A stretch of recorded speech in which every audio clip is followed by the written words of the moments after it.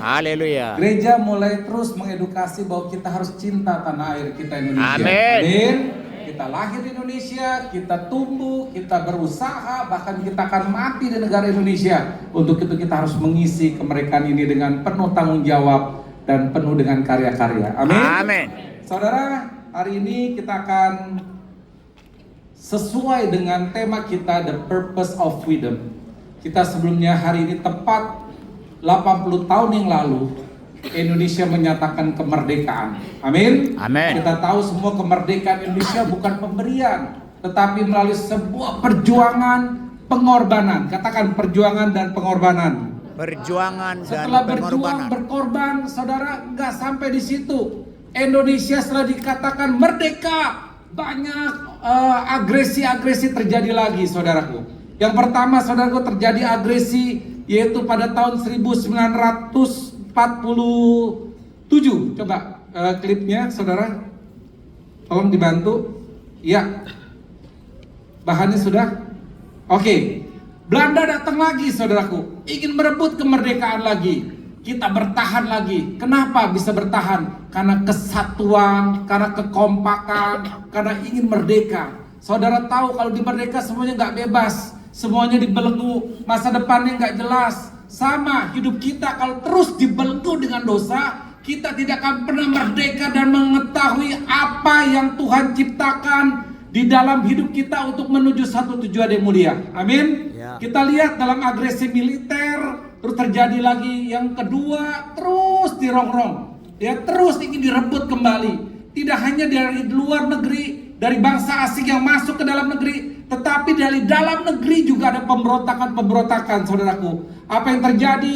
Ada yang ingin merdeka sendiri. Apa yang terjadi? Saudara ingin menjadikan negara ini satu agama dan sebagainya. Saudara, yang menguatkan bangsa ini adalah karena punya Undang-Undang Dasar 45, punya landasan yang jelas.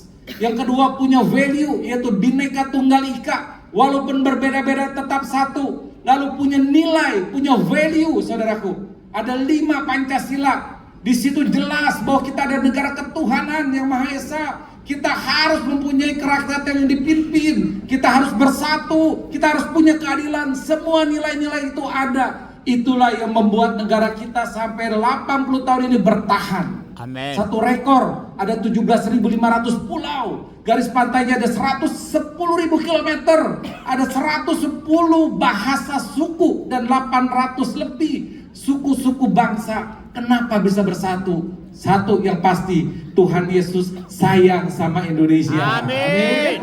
Tuhan Yesus memandang Indonesia biji matanya. Tuhan Yesus, kita mengalami pergolakan luar biasa. Saudara tahu, waktu zaman kemerdekaan pernah ada krisis ekonomi yang pertama, potong uang, saudaraku. Yang kedua, ada terjadi lagi apa, saudara? Krisis 98 membuat kita semua jatuh, ekonomi jatuh, saudaraku. Dan tetap bisa bertahan sampai saat ini. Apalagi subprime mortgage, ya, yang terakhir COVID terjadi, kita semua bingung, tapi kita punya pemimpin waktu itu yang ambil tanggung jawab, ambil keputusan, berani melangkah, berani keluar dari out of the box, dan kita bisa bertahan saat ini. Semua karena kemuliaan Tuhan. Amin. Amin. Beri kemuliaan buat Tuhan. Haleluya. Amin.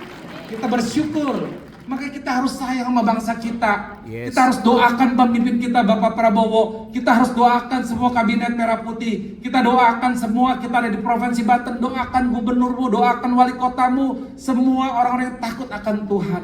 Mereka perlu doa-doa kita. Amin. Amin. Untuk itu, saudara, jangan mengutuk, jangan membandingkan. Saudara, kita nggak bisa pilih kenapa kita lahir di Indonesia. Untung kita nggak bisa dilahirkan di negara-negara yang sangat susah makan aja. Negaranya perang terus, negaranya pecah terus, berontak terus. Kita negara ini walaupun gak ada yang sempurna, tapi kita di Indonesia bisa bebas beragama, bisa bebas berusaha, bisa bebas berkomunitas dan sebagainya. Ini sebuah keuntungan kita lahir di bangsa kita Indonesia. Amin. Nah, sekarang kenapa kita merdeka itu perlu dikaitkan dengan diri kita? Kalau Indonesia merdeka itu memberontak, merebut, memperjuangkan, bahkan pengorbanan.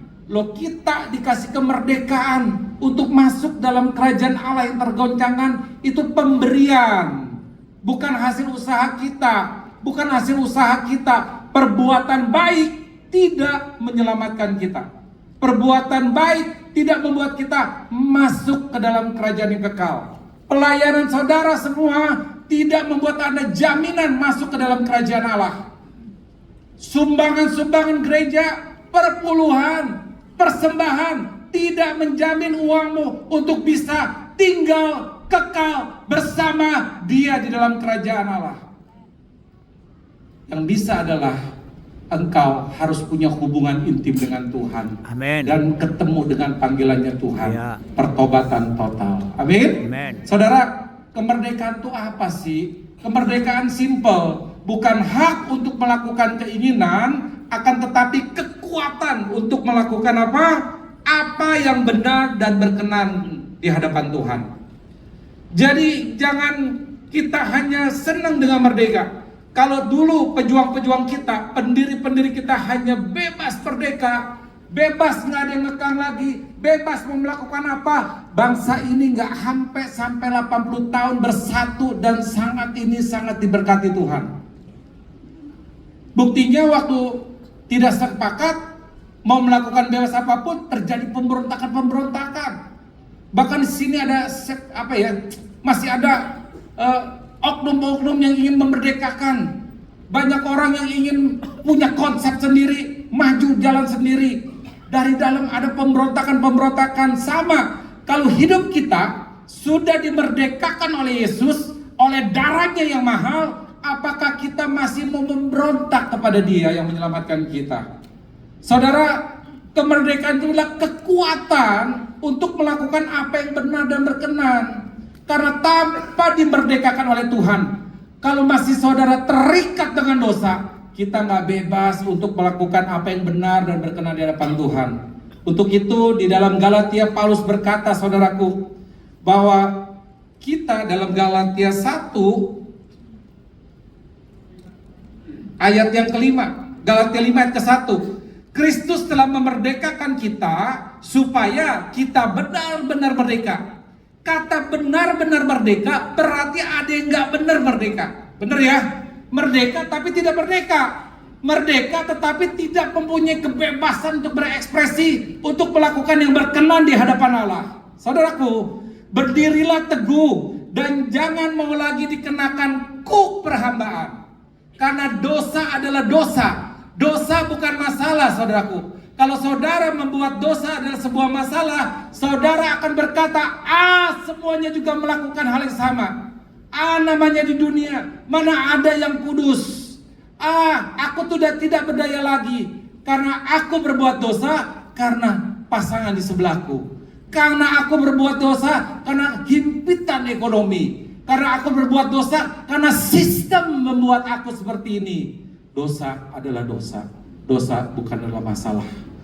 Makanya Galatia 5:13 bilang, saudara, memang kamu dipanggil untuk merdeka. Saudara percaya yang ibadah hari ini adalah orang-orang yang dipanggil untuk merdeka? Amin. Katakan amin. Amin. Dan janganlah kamu mempergunakan kemerdekaan itu sebagai kesempatan untuk hidup lagi di dalam dosa, saudaraku. Jangan kesedot lagi, saudara. Kita punya DNA adalah ciptaan Allah. Kita punya DNA adalah serupa dan segambar dengan Kristus.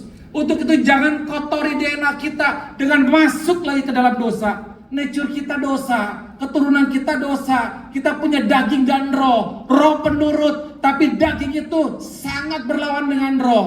Keinginan mata, keinginan hati, keinginan dunia sangat mengikat.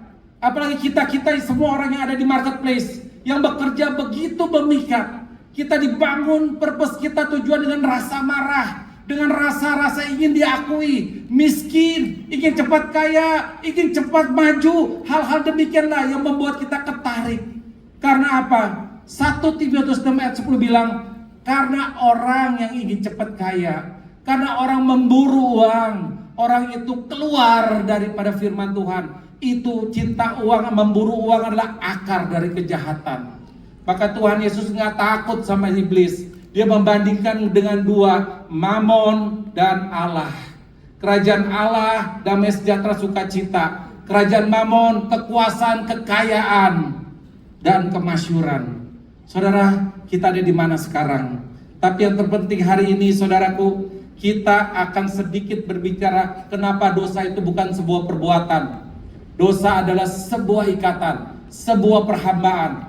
Dosa itu adalah sebuah kekuatan yang menarik, kita gak bisa keluar hanya dengan pertolongan Yesus. Saudara, dosa itu adalah hutang ternyata. Katakan hutang. Hutang. Saya akan membuktikan ada ayat Matius 6:12. Kalau dalam bahasa perjanjian baru itu katanya begini, dan ampunilah kami akan kesalahan kami seperti kami juga mengampuni orang yang bersalah kepada kami. Nah, bahasa Inggrisnya King James Version, and forgive us our debt as we forgive our debtors. Jadi dosa itu hutang. Dosa itu adalah hutang kepada iblis. Dan hutang itu harus dibayar. Kalau nggak dibayar, ada bunganya.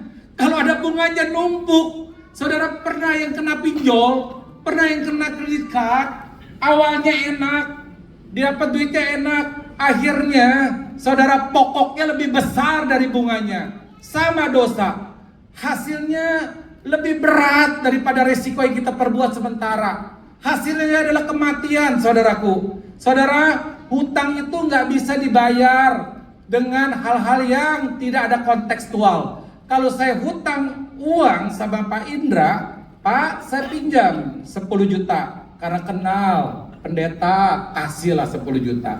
Besok datang lagi kalau rumahnya dekat, 50 juta ya Pak, kasihan.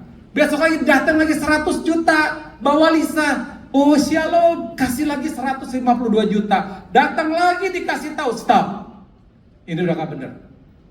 Oh oke Pak Indra, saya menyadari sering hutang.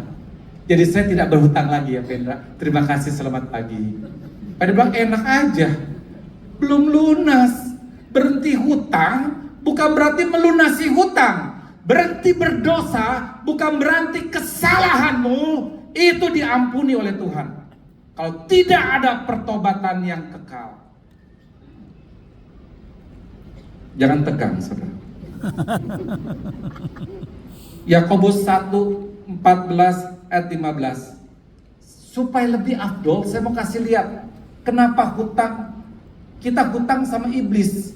Iblis yang memperbudak kita. Iblis menjadi tuan kita. Jadi kita menjadi hambanya iblis. Coba stasiun naik ke depan. Saya mau memberikan contoh ini supaya lebih akurat. Orang-orang yang terikat dengan dosa itu seperti apa sih?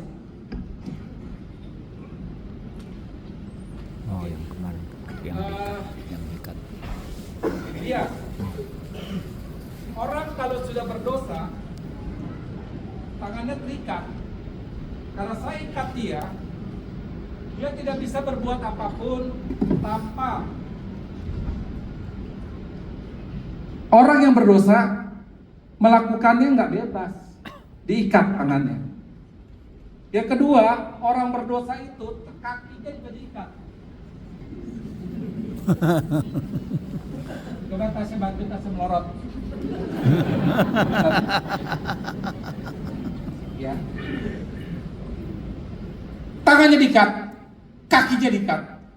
Dia nggak bisa datang untuk tempat-tempat pertemuan yang benar dan berkenan. Diajak ke dalam perselingkuhan, diajak dalam perjudian, diajak dalam pornografi, diajak dalam kebencian. Ikat kaki, ikat tangan, dia nggak punya hak karena dia nggak merdeka. Yang bahayanya lagi, saudaraku, dia nggak bisa lihat hal-hal yang baik. Semua orang salah. Buta. Bayangkan orang yang terikat dengan dosa seperti ini, saudaraku. Dia juga nggak bisa berkata jujur, mulutnya selalu bohong.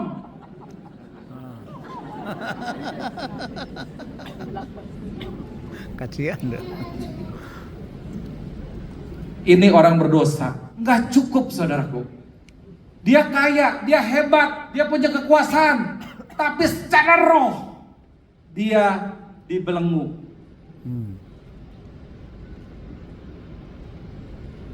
Ya. Nah,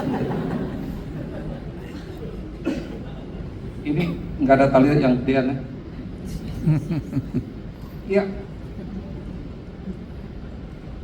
Inilah orang yang berdosa. oh, Sebenarnya yang baik adalah Allah yang berjalan di depan kita, Baal Perazim, yang menerobos kemustahilan menjadi sebuah keajaiban. Tapi orang yang berhutang dan tidak pernah membayar hutang, dia akan berkuasa, akan menjadi tuannya. Dia akan membelenggu dan mengajak. Dia nggak tahu mau diajak kemana, tapi satu kepastian dosa adalah mati. Mati rohanimu, mati fisikmu, dan mati warisan kekal dalam kerajaan Allah. ya. Tetapi Tuhan berkata, aku datang untuk memberikan apa? Kelegaan. Kebebasan. Yesus datang untuk memberikan kehidupan dan kehidupan yang kekal. Mulai belenggunya dicopot. Kalau engkau mengaku dosa, Allah itu setia dan adil, engkau boleh dilepaskan tanganmu.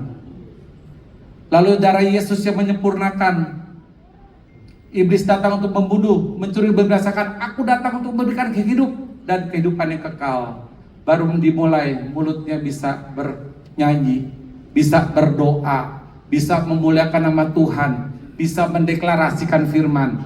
Baru matanya terbuka bahwa jalan-jalannya adalah jalan yang penuh pengharapan dan Amin. hidup yang kekal. Amin. Saudara jangan bangga dengan apa yang saudara punya sekarang. Saudara harus bangga apa yang saudara punya di dalam kekekalan. Itu penting sekali saudaraku. Kenapa orang masih bisa berdosa? Karena tidak ada pertobatan yang total. Saudara, Yakobus 1 ayat 14-15 bicara begini. Tetapi tiap-tiap orang dicobai oleh keinginannya sendiri karena ia diseret dan dipikat. Ini yang bahaya. Jadi jangan nyalain Tuhan. Allah tidak pernah mencobai di ayat berikutnya. Tapi di ayat berikutnya, dan apabila keinginan itu dibuahi, ia melahirkan dosa. Dan apabila dosa itu sudah matang, ia melahirkan maut. Hati-hati. Anda sekarang membuahi apa? Saudara, dosa adalah bukan masalah. Dosa itu adalah opelema bahasa Yunaninya. Jadi dosa itu hanya dibayar kalau kita utang nyawa, dibayar dengan nyawa. Karena upah dosa adalah maut, mati. Jadi kita hanya bisa membayar dengan kematian kita. Bayangkan, kalau kita mati, tempatnya di mana? Tapi Yesus datang. Allah bilang, karena kasih Allah kepada kita, maka diserahkanlah putranya yang tunggal Tuhan kita. Amin. Amin. Supaya apa? Merdeka. Nggak ada cara lain menebus dosa manusia. Yesusnya harus mati, naik ke kayu salib, mengucurkan darahnya, membebaskan semua. Mana ada yang orang yang hidup dalam 3 alam, datang dari sorga, datang ke bumi, ke orang mati, dunia orang mati, balik lagi ke dunia, balik lagi ke sorga. Itu sudah terjadi, dan satu kepastian, yang satu belum terjadi. Dia akan datang menjemput kita bersama di dalam kekekalan, saudaraku. Amin. Ini masalah iman. Kalau Anda menyangka ini masalah slogan orang Kristen, menyangka ini adalah sepele, dulu juga Tuhan Yesus akan datang, gak datang-datang, itu mata yang tertutup. Dia bisa datang kapan saja. Atau kita yang dipanggil dahuluan kepada dia, mempertanggungjawabkan waktu, talenta, dan harta. Dan saudara bisa cerita apa sama Tuhan Yesus? Karena Tuhan Yesus bilang, aku pergi menyiapkan rumah, dan aku akan datang kembali.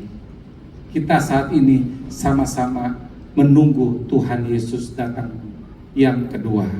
Jadilah 5 gadis bijak, jangan menjadi 5 gadis bodoh. Karena sama-sama menunggu Tuhan Yesus. Yang satu minyaknya habis, yang satu persediaan buli-buli dan minyaknya masih ada, saudaraku. Saudara, dalam kesempatan ini saya mau kasih tahu pencobaan-pencobaan apa kita itu harus mengisi, katakan mengisi keselamatan dengan takut dan gentar akan Tuhan. Harus, saudara, kalau enggak kita jatuh lagi.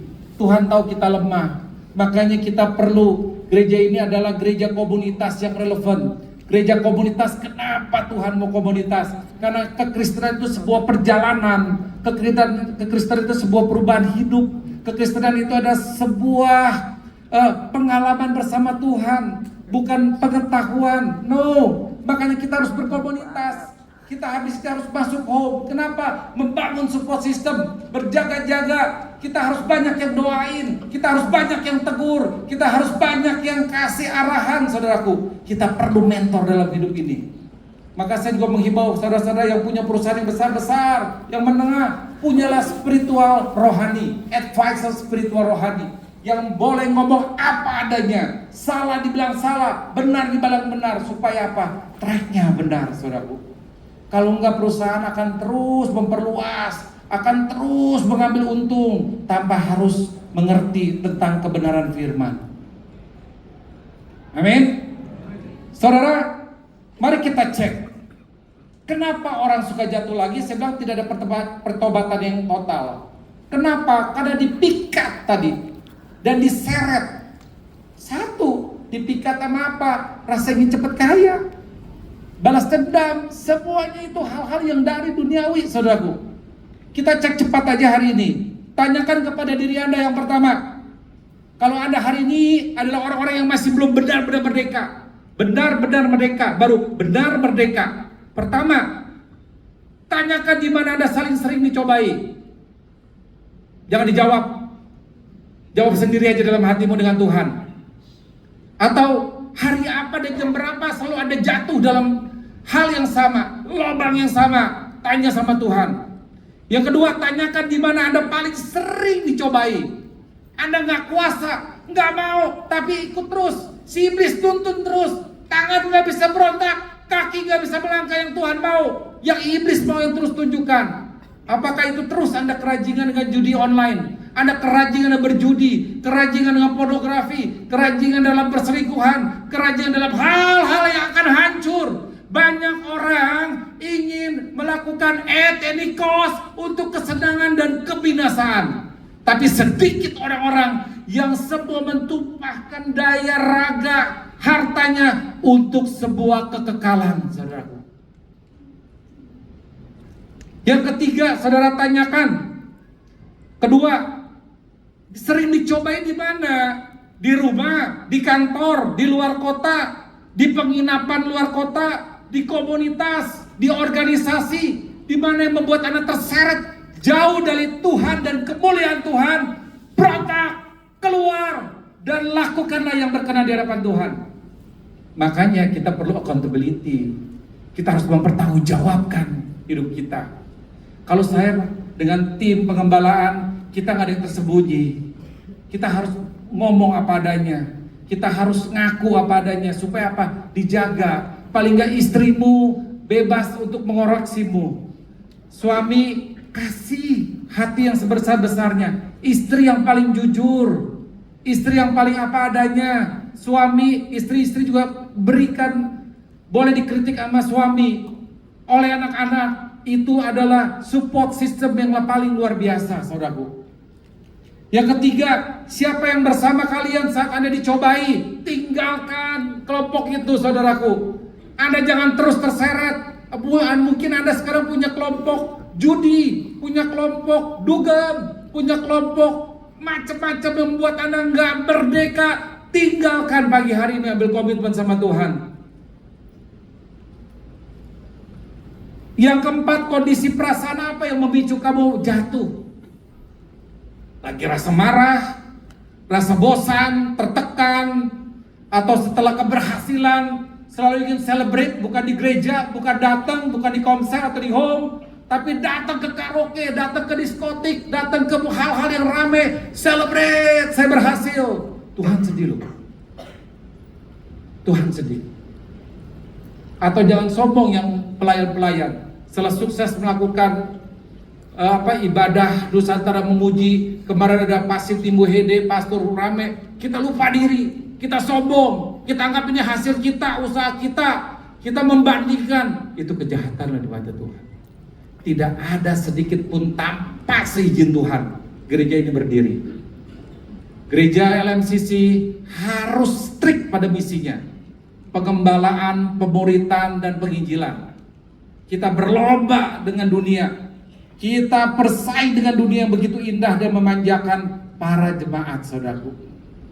Gereja LMCC harus hadir di setiap rumah tangga.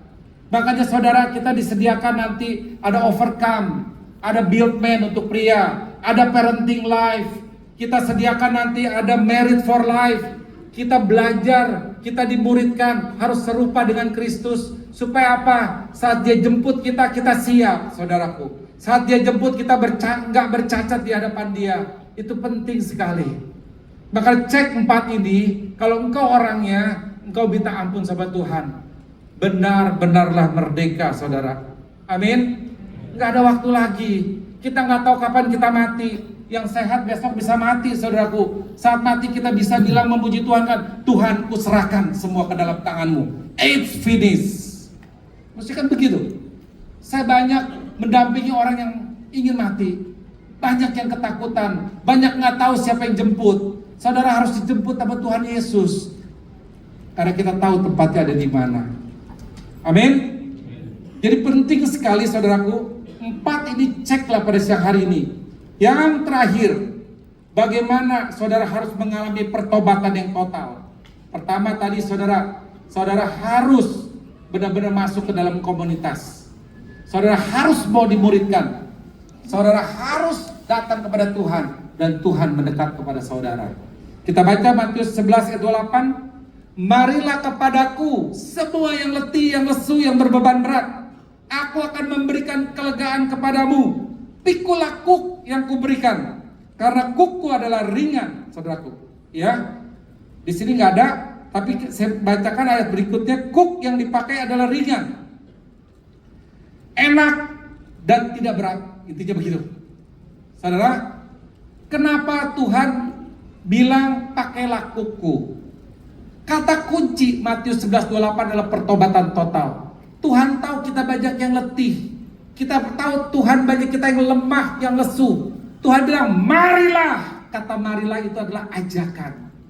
Mungkin hari ini banyak yang sudah diajak kembali kepada Tuhan. Diajak berdoa, diajak merespon. Jadi satu kata kunci, kalau saudara hari ini firman untukmu, bertobatlah secara total. Marilah, datanglah. Engkau letih dalam pekerjaanmu, engkau letih dalam keluargamu, engkau letih dalam usahamu, engkau letih di dalam sebuah lingkup kehidupanmu, engkau lesu dalam kehidupanmu, engkau berbeban berat atas tanggungan. Datang kepada Tuhan. Dia akan memberi kelegaan kepadamu. Kata lega bahasa Yunani-nya adalah anaposo. Katakan anaposo. Anaposo. Artinya apa? Kelegaan itu diberikan harapan yang baru. Kelegaan itu diberikan sesuatu keluar dari setiap masalah. Diberikan sesuatu penghiburan. Itulah arti kelegaan. Saudara, kelegaan ini dipakai dengan kata Yunani ini artinya kita diperdekakan kembali dari setiap yang letih, lesu, dan berbeban berat. Yang kedua, saudaraku, untuk engkau bertobat, saudara, Tuhan bilang hati yang lembut dan rendah hati. Hati yang lembut, pertobatan total. Kalau hati lembut, ini tanah. Saudara datang ke gereja bukan saya dapat apa, tapi saya memberikan apa, ucapan syukur kepada Tuhan. Anda ke gereja jangan menjadi konsumtif firman Tuhan, menjadi konsumtif penggemar hamba-hamba Tuhan. Anda akan kecewa. Tapi jadilah produser tentang kasih, ucap syukur kepada Tuhan. Makanya yang kedua, aku rendah hati, lemah lembut, engkau akan mendapat ketenangan. Yang terakhir, belajarlah dari Yesus. Ini berkata tentang pemuritan. Sebab kuk yang kupasang enak dan bebanku pun ringan. Nah, saya minta lagi Pak Husin.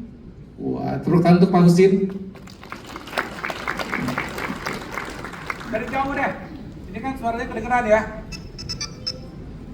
Marilah datang kepadaku yang letih, lesu, berbeban berat. Ya, tetapi Tuhan begini aja, saudara. Aku rendah hati, Ya. Rendah hati, ya. Belajarlah daripadaku, diangkat sama Tuhan. Saat ini dia pakai kuknya berat. Kenapa? Karena kuk dosa. Tetapi pakailah kuk yang kuberikan supaya ringan. Kuk ini seperti ini. Nah, ini Tuhan Yesus. Ini pendosa. Pakai kuk itu ngelipat sapi senior, sapi junior. Pakaikan kuk dikunci, drek, supaya nggak lihat yang mana-mana. Kakinya sudah bebas, tangannya sudah bebas, mulutnya sudah bebas, matanya sudah bebas, tapi pakai kuk supaya jangan tertutup lagi. Kuk begini. Langsung dia bilang, Husin, ikut aku. Ya, siap, kita lurus. Husin, lain kali harus sayang sama Marwati. Orang makan yang banyak. Ya, sayangnya anak-anak, ngajar bahasa Tuhan. Tiba-tiba dia melihat matanya sama cewek lain lihat ke kanan. Inilah awan lagi, Bang. Jalan lagi yang benar. Waktu dia melanggar, sakit nggak? Sakit. Kalau lembut, kuk pun ringan dan nyaman, enak. Ya, terus Husin, hari ini kamu harus melayani nabur ke gereja yang banyak. Kalau buat Juni duitnya tarik lagi. Hartamu untuk kemuliaan Tuhan, bukan untuk cewek. Akhirnya kuknya ringan sampai datang kepada kemuliaan Tuhan. Simple. Kalau waktu dia berontak di kuknya sakit, tapi dia kalau nurut tempat-tempat yang Tuhan sediakan, melangkah kepada Tuhan, purpose-nya Tuhan, living in God purpose. Dari saudara hari ini, kalau saudara orangnya hari ini, saya menyaksikan tempat ini harus menjadi gereja kesaksian. Harus menghadirkan Yesus di tengah-tengah keluarga-keluarga. Harus menghadirkan Yesus di dalam kehidupan perilaku satu-satu. Kita ada sebuah lagu, saudaraku. Judulnya Hanya Kau Yesus.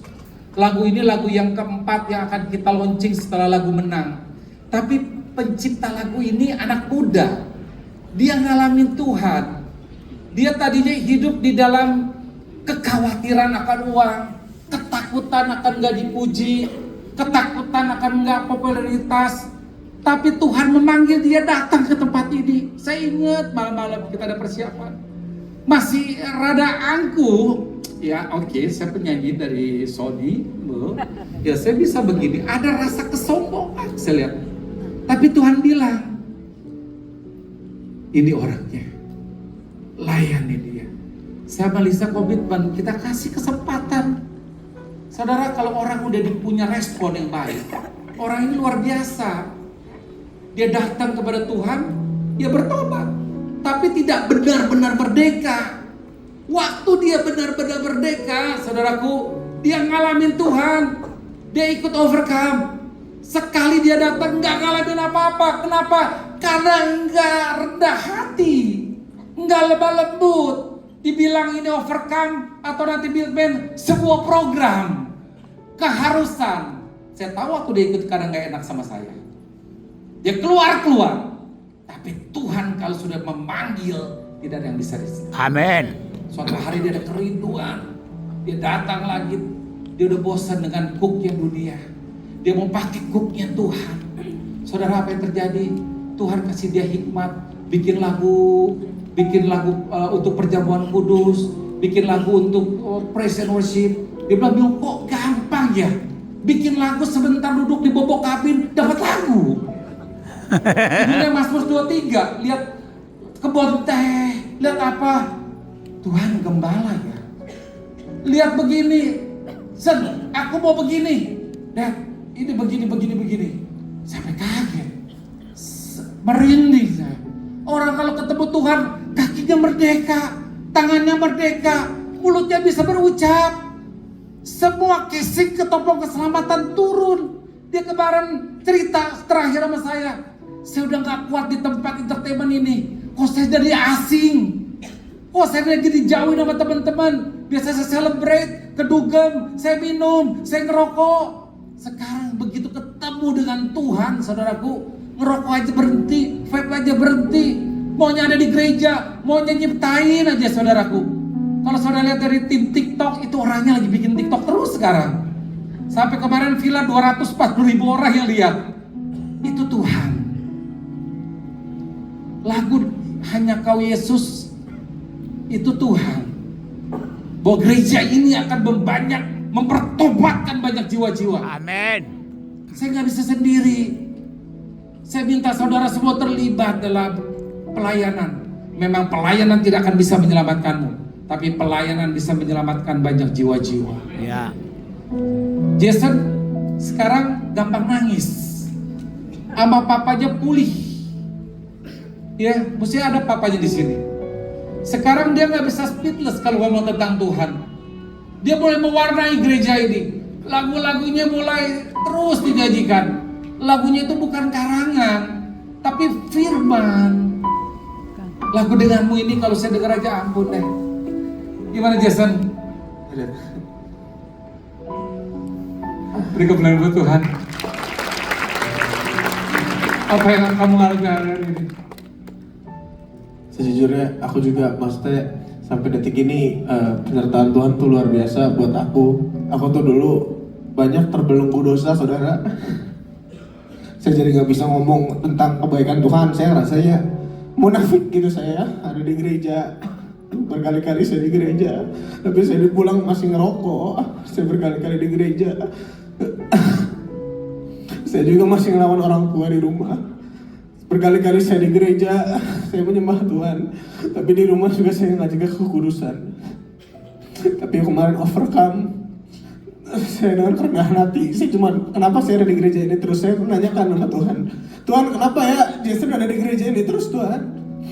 Kenapa saya dijadikan tulang punggung keluarga, tapi rasanya kok susah sekali hidup.